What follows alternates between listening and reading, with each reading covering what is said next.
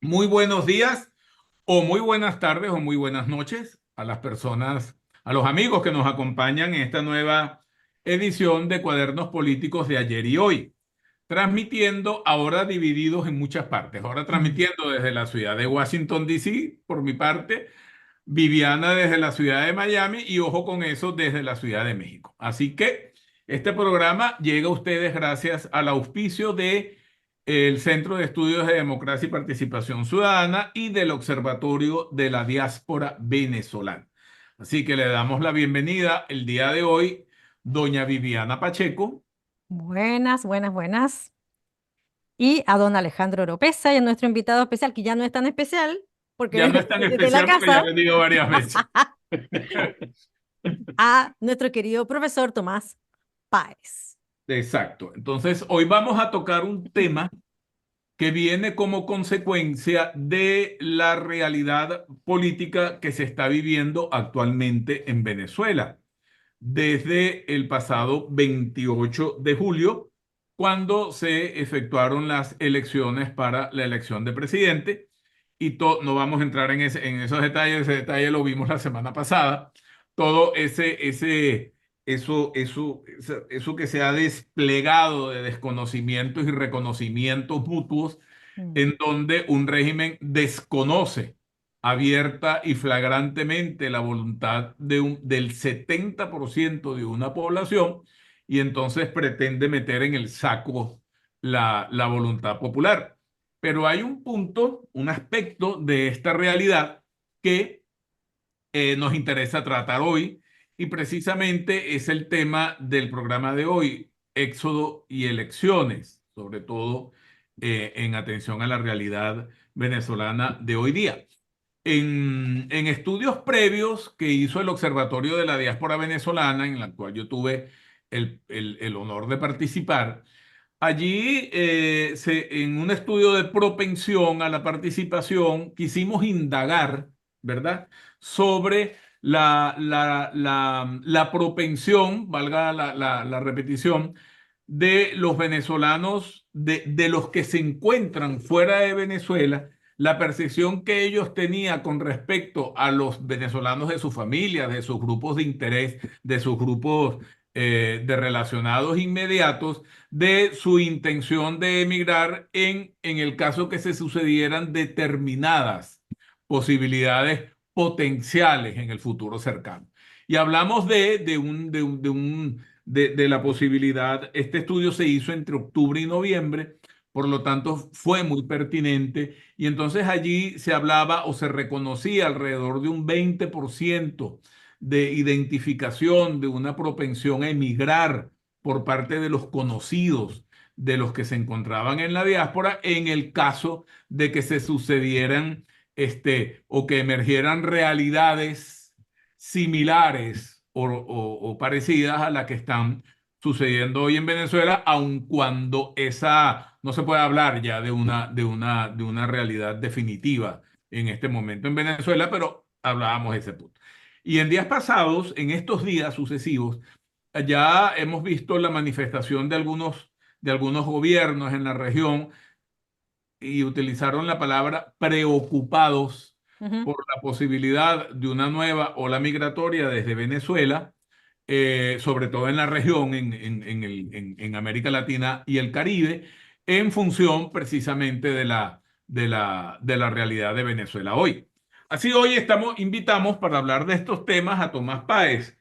Tomás Páez es sociólogo de la Universidad Central de Venezuela y es doctor en todos estos aspectos, pero en realidad lo que más nos interesa de Tomás es toda su actividad, todo su estudio y toda la experticia que posee alrededor del tema específico de la diáspora venezolana, sobre todo a través de su actividad editando, publicando, preocupándose, convocando y reflexionando y convocando a reflexionar sobre el tema de la diáspora venezolana a través del Observatorio de la Diáspora Venezolana, que hoy en día se encuentra plenamente activo. Entonces, le damos la bienvenida hoy a Tomás Páez para conversar, para hablar de estos complejos temas y de las realidades que rodean ciertamente los procesos de la diáspora venezolana en particular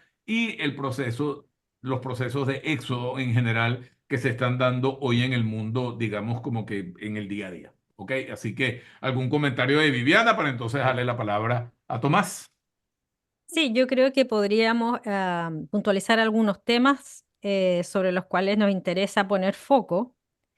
Tú en la introducción, recién Alejandro, hablabas de que algunos gobiernos han expresado su preocupación por una nueva ola migratoria, ¿sí? Eh, Me gustaría comenzar por ahí, Tomás. ¿Qué crees tú?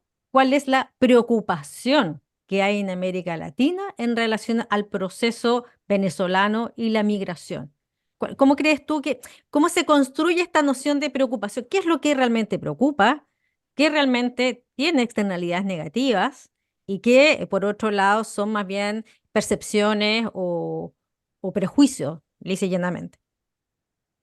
Bueno, gracias Viviana y Alejandro por esta nueva oportunidad para conversar sobre este tema, ¿no? Algunos puntos me parece para arrancar, ¿no? Mm.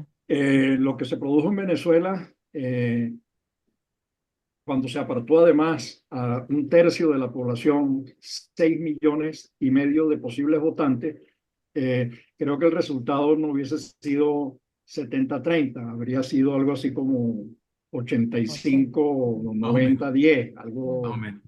más o menos, digamos, solamente Sí. viendo los datos de lo que ocurrió en las mesas electorales que se pudieron instalar en el mundo, ¿no?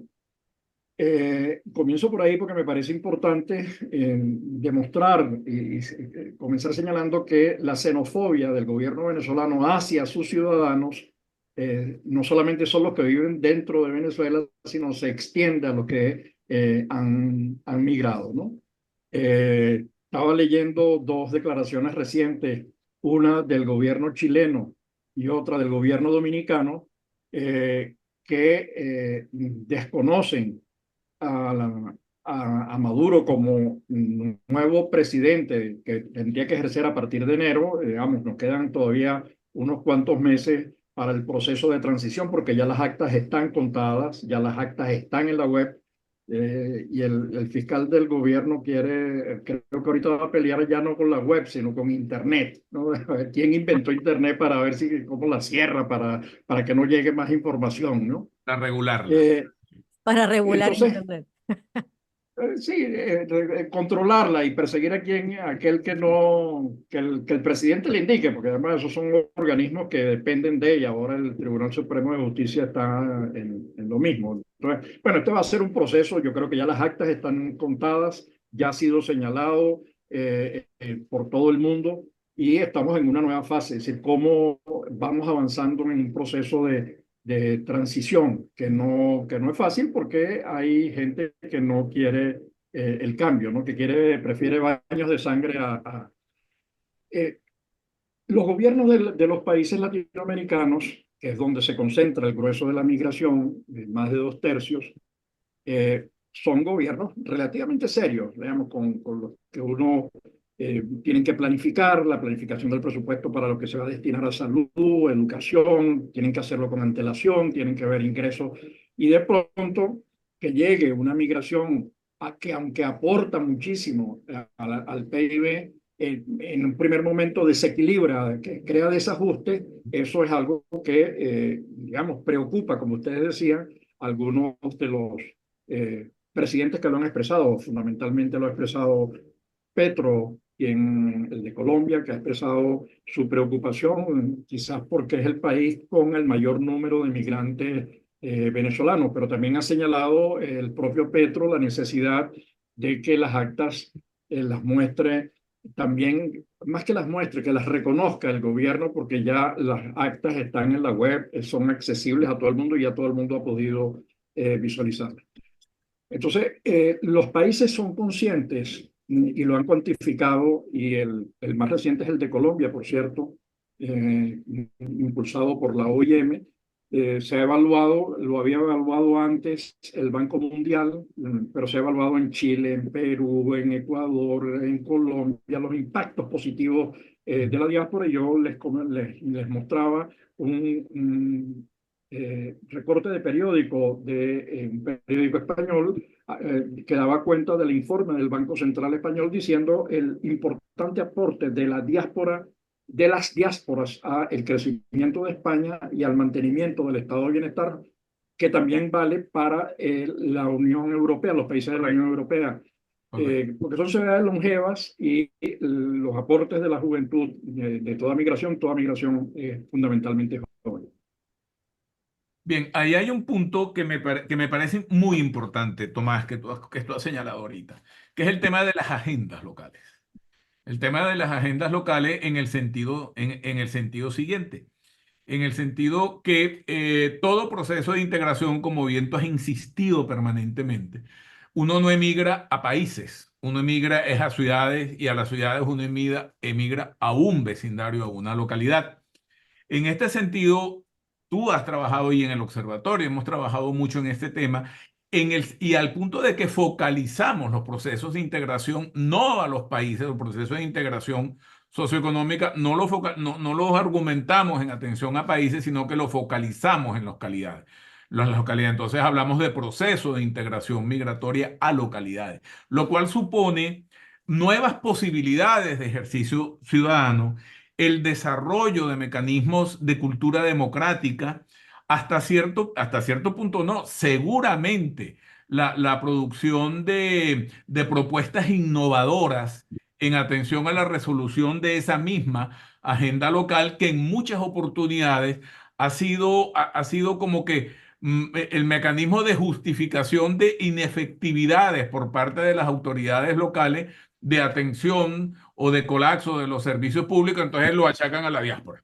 No, lo que pasa fue que recibimos tantos, mientras, y entonces esa realidad. Y tú has hablado mucho, ya desde otro aspecto, de un tema que te preocupa y que nos preocupa mucho, que es el tema de las estrategias comunicacionales que acompañan esas realidades, ¿no?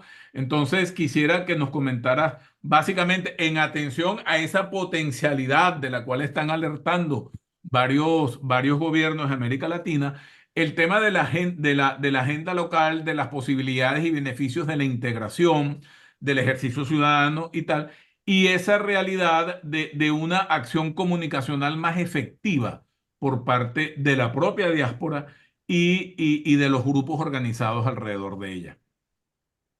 Fíjate, la- a Latinoamérica, ¿qué le interesa? A Latinoamérica y al mundo, ¿qué le interesa? Le interesa una Venezuela desarrollada, una Venezuela creciendo, cosa que, como hemos visto, ha sido imposible en este cuarto de siglo. En este cuarto de siglo solo ha sido posible percibir más ingresos, los mayores de la historia de Venezuela, gracias a que la globalización creció y se expandió y incrementaron los precios del petróleo, pasaron los ciento y tantos dólares, ¿no? Sí, pero Eso eso fue por un periodo de tiempo, luego claro, colapso. ajá, a eso me refiero. Entonces, ese colapso que es, yo siempre pongo el ejemplo de una persona que pesaba 100 kilos y medía 1,90, llegó ahora a pesar 20 kilos, es decir, que a duras penas podía sostenerse en pie. Esa persona luego subió a 25 kilos o 30 kilos, pero Ujú. todavía para llegar al estándar de salud que tenía antes, le falta muchísimos años. Entonces, a Latinoamérica le interesa eso, pero cuando digo Latinoamérica es que hay regiones con las que le interesa que Venezuela crezca. Pereira, por ejemplo, que Mm. corta cuero. El hecho de que Venezuela crezca le permite a Pereira, a la localidad Pereira, crecer. O el hecho de que la industria automotriz crezca le permite a regiones específicas de Ecuador y Colombia en el marco del G3 crecer. Lo mismo le pasaba con el G3 en el sector petroquímico. O le Ujú. interesa a Brasil muchísimo poder salir a través de Venezuela para llegar al mercado norteamericano, que fue un proceso de negociación avanzado, porque eso le permitiría crecer a dos regiones en las que han hecho importantes inversiones, Manaus, que son regiones que relativamente de menor desarrollo relativo, que son Manaus y Boavista o Roraima. Entonces, esa posibilidad de articularse a Venezuela está abierta. Entonces, a Brasil le interesa a esas regiones y a regiones venezolanas le interesa que eso se produzca, porque eso garantiza el crecimiento. Y eso mismo pasa con Chile, eso mismo Mm. pasa con Perú.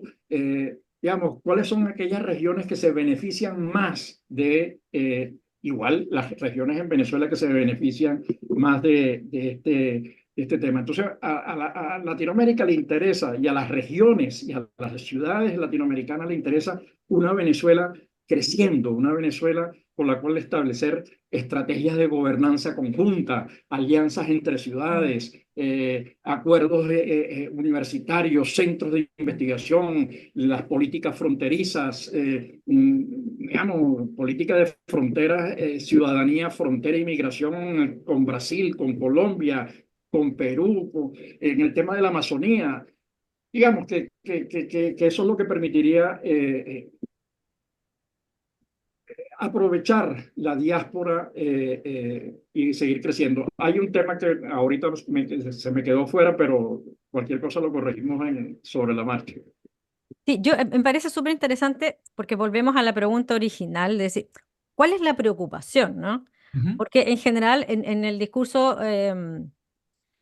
que se sostiene en los distintos medios de comunicación, la preocupación es dibujada en términos de tenemos la capacidad o la infraestructura que decíamos nosotros, ¿cierto?, para integrar a nuevas personas o no la tenemos. Eso es como en general lo que suena en relación a la preocupación del éxodo. Pero me parece interesante llevar la discusión a que hay una preocupación por el empobrecimiento general de la región, ¿no? No es bueno que nuestro barrio se vaya empobreciendo, ¿no? Por eso decía que ¿qué es lo que nos interesa?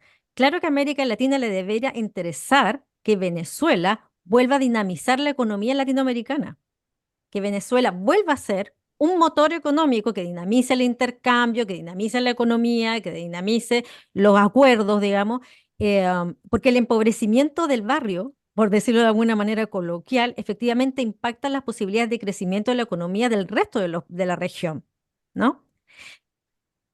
Es economía, pero también es otra dimensión, cultura. Cuando uno ve la biblioteca de Ayacucho y ves todo lo que También, ella claro. produjo, todo lo que ella, lo que sirvió, y ahí está, Mm, eso vale oro, esa, mm, esa producción, ese rescate de lo que se produjo en Chile, en Brasil, en Argentina, y tenerlo condensado en la biblioteca de Ayacucho, oye, eso vale oro. Solo que el tema migratorio crispa los ánimos, ¿no? Digamos, hay algunos que quieren crispar los ánimos y ok. utilizan a la migración como concreto. Trump es una persona insidiosa con el tema de la migración. Fíjate que ha llegado a decir que todos los migrantes venezolanos los mandó el gobierno desde las cárceles, ¿no? Mm. Es decir, esos 800.000 venezolanos que están hoy viviendo en Estados Unidos salieron de las cárceles de Venezuela, es lo que quiere decir. Y luego No han nos ha sido dicho nada, acompañados por Alejandro. algunos. Yo no, a mí, yo no. Alejandro no nos ha dicho nada. Hay algo que has ocultado. Entonces, cuando uno escucha eso o lo ve también en Europa, forma parte del debate pequeño, Mm. incluso en el manejo de la información. Pues no son, pueden ser magrebíes o pueden ser colombianos o pueden ser Mm. venezolanos, las manadas que asaltan. Era el tema de la Antes no había, comunicación. digamos, antes no había robo ni asesinatos en Estados Unidos, sino que ¿Verdad? llegaron, ¿no? Entonces, eso no ocurría, digamos, no mataban a 15 personas en el saliendo, eso no existía. Pero Tomás, ese es Llegó, el tema de la comunicación de la cual que te planteé en la pregunta claro, por anterior. eso no es que la estoy rescatando, el tema de la importancia de, no es fácil vencer esas creencias, ¿no? Porque esas Ujú. creencias Son preconceptos, además, sí, sí, prejuicios. son prejuicios, falacias alimentadas, mitos. Venezuela incluso los vivió en algún momento. Venezuela en el siglo pasado no quería inmigrantes de color. Quería una inmigración Blanca. blanca Mm. lo hizo también Argentina, que tuvo brazos abiertos, pero excepto para los chinos, ¿no? Siempre ha habido, hubo después guerras en contra de los irlandeses o en contra de los chinos, o los italianos, o los polacos, cada uno, pero al final el capital humano y la migración es fundamental, digamos, permites el movimiento de los servicios, permites el movimiento de la financia y no permites el movimiento de quien crea los servicios y la finanza. Entonces tú dices, bueno, pues esto es la locura. ¿Cómo vas a frenar tú la libertad de movimiento que además está consagrada en el artículo 13 de la Declaración de Derechos Humanos de 1948? Entonces, es como ir creando, y yo creo que los datos ayudan, no resuelvan, pero ayudan a entender y a desmitificar esos prejuicios, ¿no? Ujú, Yo creo que esa estrategia es importante. Entonces, yo convertiría el tema de la preocupación, que en Mm, algunos, que en algunos es más ideologización, ¿no? ujú. Fíjate que lo ha dicho Trump sin ningún problema. Yo elimino a todos los migrantes, los despido a todos. No es verdad. Eso es una gran falacia, porque Estados Unidos, si quiere se seguir creciendo, va a sostiene, necesitar migrantes. claro que sí. Además, tienes una tasa de longevidad muy alta y Mm, necesitas sangre joven. Los que están reproduciéndose rápidamente son los migrantes, porque son los que llegan en edades productivas y reproductivas. Entonces, vas a necesitar migrantes. Lo ha aceptado Alemania, lo ha aceptado Francia, lo acepta Canadá. Italia, Quieren controlarlo. Italia, Bueno, está bien, pero la migración forma parte de la vida, pues, ¿no? correcto. pero por Hay eso, en ese mismo punto, que ibas para allá y no remataste. dale, dale. Eh, Porque tú decías, eso es parte como de la preocupación ideológica, ¿no? La preocupación prejuiciosa, la preocupación como fácil, ¿no? Que alimenta determinados discursos para sacar réditos de alguna clase. Em, pero si pudiéramos ir al otro lado, ¿cuál crees tú que debería ser la preocupación? Si es que hubiera existido, si es que debería existir alguna, ¿no? ¿De qué deberíamos estar atentos? ¿O No, qué más bien, deberíamos profundizar como política pública Claro, en esos estados quizás para adecuar la realidad? Porque de todos modos las políticas públicas sirven para eso, para adecuar realidades y en función de eso ofrecer una el, decisión. el activo más importante con el que cuenta un país, una empresa, una institución, es el capital humano. Entonces, si te está llegando capital humano con deseos, dispuestos, y Venezuela en eso ha sido un posgrado. Venezuela recibió migraciones de todo el mundo y con esas migraciones se hizo grande y los migrantes se hicieron grandes con Venezuela. Digamos, nosotros recibimos, yo cada vez que veo a Viviana pienso en Verónica Uribe, creo que es el apellido, quien estuvo con nosotros en el Banco del Libro y en Ediciones Ecaré, y ahora ella está en Chile en Ediciones Ecaré. Es un proyecto mm, binacional que nace de ese intercambio chileno-venezolano, y ahí está. Qué bueno que eso ocurre. Nosotros tuvimos profesores de Chile que nos enriquecieron muchísimo en el CENDES, en la universidad, en la Escuela de Sociología, y con ellos nos hicimos grandes y ellos se hicieron también grandes con Venezuela. Es Entonces, más, Tomás, el único retrato que hay en el Sendes es de un chileno, claro, es de un claro. chileno, del fundador, Bueno, de uno de los fundadores del Sendes. Es mm, el del único CENDES. retrato que hay mm. en el Sendes. Bueno, pero eso te da una idea de la necesidad de articular. Además, la noción de Estado-nación ya se quebró, digamos. El mejor ejemplo es la Unión Europea, los intentos que se han hecho en Mercosur, unos más avanzados que otros, los intentos que se han hecho en la Comunidad Andina de Naciones, en los intentos, porque al final vas a necesitar colocar tus productos, recibir productos. No hay autarquía, no hay países autárquicos, entonces necesitamos movilidad. El hecho colombo-venezolano, digamos, ¿por qué a Colombia le interesa mucho una Venezuela? Bueno, porque en algún momento no teníamos sino 80 millones de dólares de intercambio hasta 1989, y de ahí pasamos a 7.000 millones de dólares. Pero 7.000 millones de dólares no es solamente dólares, es empresas, es Claro. tecnología, es conocimiento, es innovación, es productividad. Fueron 7 vuelos diarios con Avianca, pero además con las otras líneas aéreas. Digamos, todo eso es sumamente importante. Entonces, es como las regiones, en lugar de preocuparse, se ocupan. El ejemplo de República Dominicana, en un momento determinado, el instituto responsable de la ciencia y la tecnología, sería así como el Corfo chileno, Piensa en República, oye, si yo tengo que el 60% del capital humano que yo tengo aquí es profesor universitario, digamos, tienen grado universitario, muchos de ellos posgrado, bueno, vamos a hacer algo con ellos. Entonces, Mm. le dedicaron una reflexión, talleres de trabajo para ver cómo derivaba eso en políticas para el país como un todo y para regiones específicas dentro de República Dominicana. Entonces, de eso se trata, cómo ir vinculando, cómo desarrollando Gerenciar. una Se trata estrategia de de gobernanza. gerenciar desde el Estado un recurso que es indispensable y abre las puertas para un desarrollo que no te está costando además Nada, nada. No solo desde el Estado, no solo desde no. el Estado, y ahí sí Eso me te dice que es parece que más es amplio, ¿no? fundamental. Mm, Exacto. Claro, tiene que, Sí, pero el yo lo digo sector que como privado, política pública, mm. como política pública, tú abres la Bueno, posibilidad y ahí se benefician todos los estratos, en pues ese sector sentido, lo que tú estás, privado, sector claro, público, sector mixto, etcétera. lo que tú estás proponiendo de alguna manera que la preocupación, que es el tema que hemos ido rondando, Ajá, debería estar más bien en el diseño de estrategias de integración, por ejemplo, en correcto. estructuras de integración. Y en ese sentido, ¿tú has visto que se observa algún nivel de aprendizaje en la región? sí, yo creo que sí. Ujú. Además, no solamente lo creo, digamos, he sido testigo, gracias a, a las iniciativas que me han permitido ser testigo o parte de ese proceso.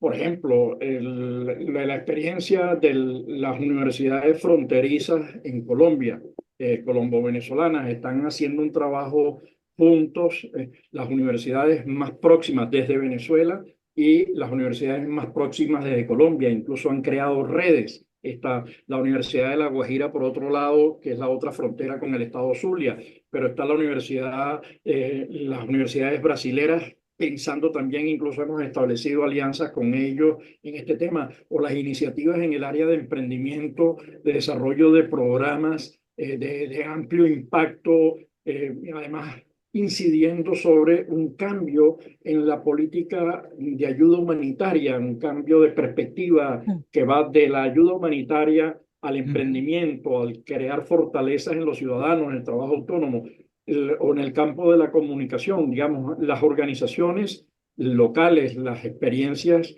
en Córdoba, las experiencias en Perú, en Lima, las experiencias en Ecuador, indican en Brasil, en Estados Unidos, en Panamá, indican que hay una mayor comprensión de esto y además los datos que están saliendo, la información documentada, aporta nuevos elementos y nuevas herramientas para continuar desarrollando el proceso. Ujú. En ese sentido, ¿cómo observas tú la relación que, a mi juicio, ¿no?, podría ser problemática de poder lograr mayor integración de la diáspora venezolana con aquellos países con los que el régimen acaba de cortar todo tipo de relación? Ujú. Uruguay, Chile, Perú, República Dominicana, Panamá, etcétera. Ecuador. Claro, estás planteando un problema de fondo, digamos. En primer lugar, las diásporas ejercen la diplomacia pública. Es decir, las diásporas, así como la gente vota con los pies cuando traspasa una frontera, ¿no? La gente ejerce la diplomacia pública documentando, denunciando, construyendo relaciones, etcétera, ¿no?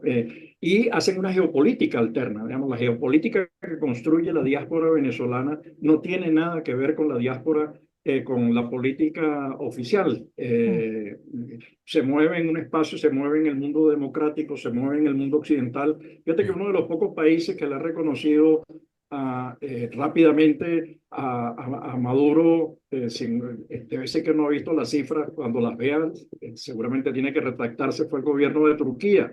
Eh, Tú dices, son aliados del gobierno, pero no tienen nada que ver con la marcha de la sociedad. Es decir, la sociedad se articula a Colombia, se articula a Chile, se articula a Estados Unidos, se articula a España, a Italia, a Europa.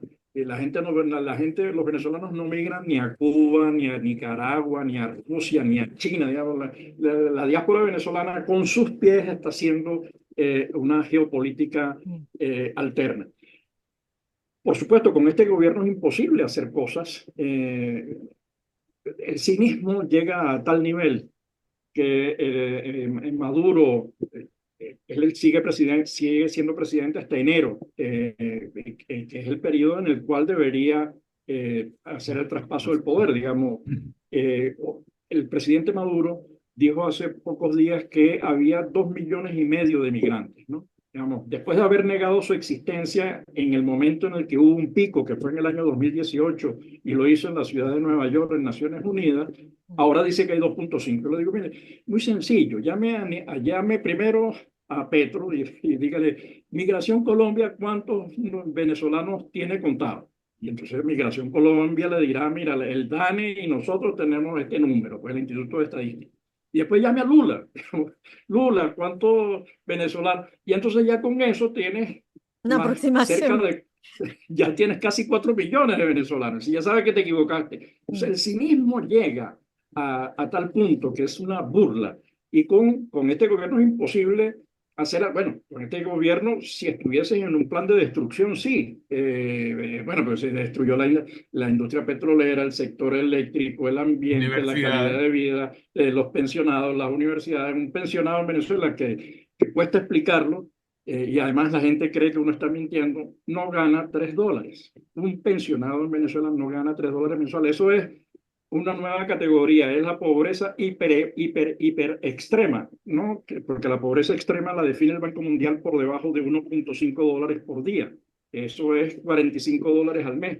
Eso no lo gana un pensionado en Venezuela que gana $3, después de haber trabajado toda su vida. Entonces uno lo cuenta y los amigos del gobierno, por supuesto, denigran de uno, pero para los otros, para los seres normales, oye, ¿cómo va a vivir una persona si el costo de la vida está en $400? Entonces, suena Hay como hay un, imposible. hay un punto que es muy importante que tú acabas de señalar, es fundamental, que es el tema de la diplomacia alterna, ¿no? De esa diplomacia que hacen los venezolanos y que de una u otra manera llevan una opinión desde otro punto de vista, no ya desde un gobierno, sino desde una sociedad. Y eso hay un punto, una anécdota que vimos hace 2 días en Panamá, donde una persona decía, odiaríamos que se fueran los venezolanos, pero más odiaríamos que se tuvieran que quedar porque la situación de Venezuela no mejore. Entonces ahí ves tú como un intercambio de ideas y de percepciones y de opiniones ciertas sobre la realidad interna de Venezuela percola hacia una sociedad en Panamá, en este caso, que entonces acompaña de motu propio a una sociedad que se encuentra en el exterior. Es lo que decíamos nosotros, particular en toda diáspora, se comienza a generar inmediatamente, sobre todo con la imposibilidad del ejercicio de derechos ciudadanos, como en el caso venezolano. Se comienza inmediatamente a generar un metaespacio público para ejercer algún tipo de derecho desde afuera y desde adentro. Y eso es un Bueno, elemento clave y sustantivo dentro de las diásporas. claro, y Pero Chile además, digamos, tiene una realidad bien particular. No sé si ustedes saben que ha habido una discusión. La Constitución chilena permite a los extranjeros votar en las elecciones, aunque no seas ciudadano, sino que si Ujú. llevas al menos 5 años viviendo en Chile de manera legal, puedes votar. Entonces hubo toda una discusión que todavía se está dando, porque Claro. en algún momento se puso el voto obligatorio. Y si tú no vas a votar, porque es obligatorio, tienes que pagar una multa. Entonces la Ujú. discusión es, ¿eso aplica a los extranjeros avecinados en Chile habilitados a votar o están obligados también a votar? ¿No? Ujú. O sea, Chile tiene la posibilidad del ejercicio de la práctica ciudadana en el lugar en el que tú vives, ¿no? La pregunta es, bueno, ¿están obligados o no están obligados? Que es una pregunta interesante. Sí. Bueno, finalmente están llegando que todos están obligados. O sea, si a ti te habilitan, estás obligado. El tema es Claro, cuál es si el monto de la multa. eres ciudadano. O sea, eres ciudadano, punto. O sea, tienes derechos ciudadanos Participas que de la tienes que ciudad, ejercer. participas del ejercicio, o sea, tú vives ahí, Exacto. tú eliges esas autoridades, ¿no? Tú pagas tus impuestos, estás sometido a las reglas que esas autoridades diseñan. Ujú. Entonces, ¿por qué no pueden votar, digamos? Entonces, sí, efectivamente, los extranjeros que están en Chile más de 5 años de manera legal, ahora no solo pueden, sino que deben votar, digamos, si no, también se les aplica la multa. ¿Cómo vamos de tiempo, doña Viviana? Corta, vamos bien porque el tema está muy bien. A ver, no, pero es que eso que señala, cada vez más los países reconocen los derechos de sus migrantes. En primer lugar, hay unos acuerdos internacionales firmados por 180 países en el que se admite no solamente el derecho a votar, sino a ser elegido con independencia del lugar de residencia. Italia garantiza sillas a su diáspora, ¿no? Entonces, en Latinoamérica se escogen entre los migrantes italianos en Argentina, Brasil y Venezuela, hay muchos, pero comparativamente menos. Sin embargo, una de las últimas eurodiputadas viene de Venezuela, una eurodiputada, no, de las diputadas del Parlamento italiano. Eso mismo hace Francia, que no llega a 3 millones su diáspora, acepta y tiene sillas destinadas a los migrantes. Lo mismo hace Portugal, lo mismo hace Ecuador, lo mismo hace República Dominicana, lo mismo hace Colombia. Y ahora México, que no lo hace para el Parlamento Nacional, lo hace para los parlamentos regionales que son fronterizos. Entonces, regiones como Oaxaca, que tiene un flujo migratorio con Estados Unidos muy Sí, dinámico, dice, bueno, pero yo necesito abrir una silla, porque Chiapas. esos 11, 12 millones de mexicanos que están viviendo en Estados Unidos, que tienen familia, que las visita, que envían remesas, que incluso invierten, bueno, ¿cómo haces para desconocer la presencia hoy y cómo haces para para desaprovechar ese capital humano nuevamente, esos nuevos contactos, esas nuevas redes personales? Solo Fíjate Venezuela tiene 9 millones de embajadores que hablan nuevas ajá. lenguas, hablan chino, hablan bueno, en sus versiones, en sus dos versiones, hablan coreano, hablan japonés, hablan sueco, hablan todos los idiomas, y eso no necesitas traductores, tienes ya los traductores que son traductores de lengua y de cultura, que mm, es Claro. un matiz importantísimo, ¿no? Son embajadores. Fíjate que en el estudio que nosotros hicimos, volviendo a él, de los venezolanos que están fuera del país, de la diáspora, digo, nosotros hicimos una pregunta donde le inquiríamos alrededor del tema de si ellos tuviesen derecho a participar y a ejercer derechos ciudadanos en el país de acogida, en su ciudad, en su localidad, etcétera, si estarían dispuestos a ejercerlo. Y un 85% nos respondió que sí. mm, Un 85% nos respondió que sí.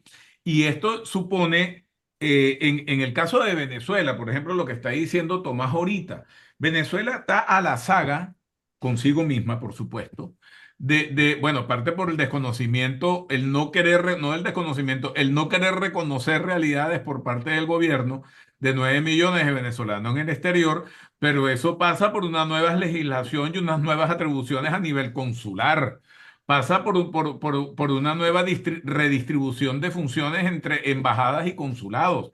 Pasa por un reconocimiento de la estructura, una modificación de la estructura de la Asamblea Nacional Venezolana en atención a un tercio de la población viviendo en el exterior y los mecanismos de representación que eso supone.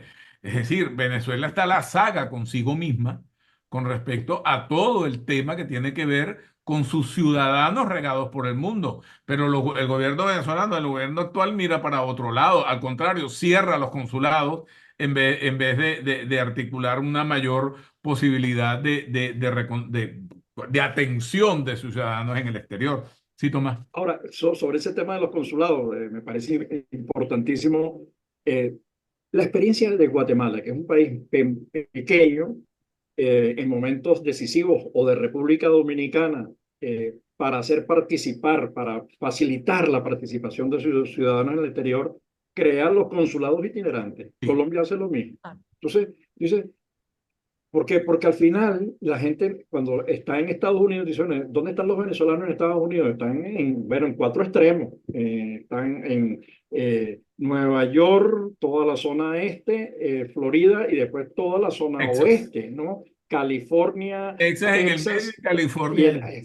entonces, oye, moverse de un punto a otro son unas cuantas horas de diferencia horaria y de diferencia de viaje. Entonces, bueno, hay que buscar mecanismos que lo faciliten. Igual pasa en España o en Francia Ujú.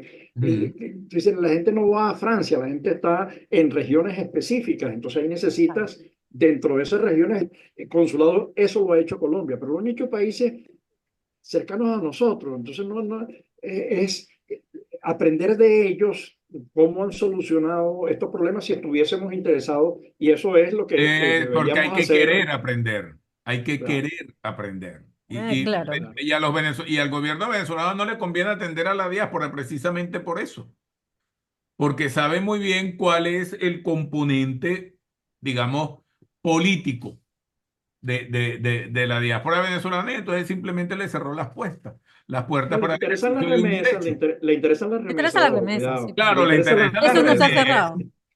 Exacto. Eso no, oye, te Pero están buscando mecanismos para ver cómo hacen como los cubanos meterle la mano. o sea, solamente 69.000 venezolanos Ah, pudieron ejercer no, el es derecho una al burla, voto una burla. en el exterior. Una burla. Le interesa el milagro, no le interesa el santo, ¿no? No importa quién lo mande, pero que lo mande. Exacto. Bien, Exacto, bien. me robo esa frase. Bien, yo creo que ya estamos más que pasados, pero está Más que perfecto. pasados, pero mereció la pena Merece, el merece. pasarnos. Así que bueno, hoy le agradecemos a Tomás Páez del Observatorio de la Diáspora Venezolana, Tomás radicado en Madrid, su participación en esta interesante y necesaria conversación, para aclarar puntos con respecto a esa preocupación, entre comillas, que ha venido, que hemos apreciado en América Latina y el Caribe a partir de la incertidumbre que se vive en Venezuela una vez que la oposición efectivamente gana la elección presidencial el pasado domingo 28 de julio. Así que nuestro agradecimiento a Tomás, y llegamos a ustedes a través de Ojo con Eso, que transmite desde la Ciudad de México, con el auspicio del Centro de Estudios de Democracia y Participación Ciudadana y del Observatorio de la Diáspora. Con ustedes estuvo doña Viviana Pacheco Don Alejandro Oropesa y don Tomás con Páez. Tomás Páez. Muchas Así que gracias, un Gracias. hasta la abrazo. próxima.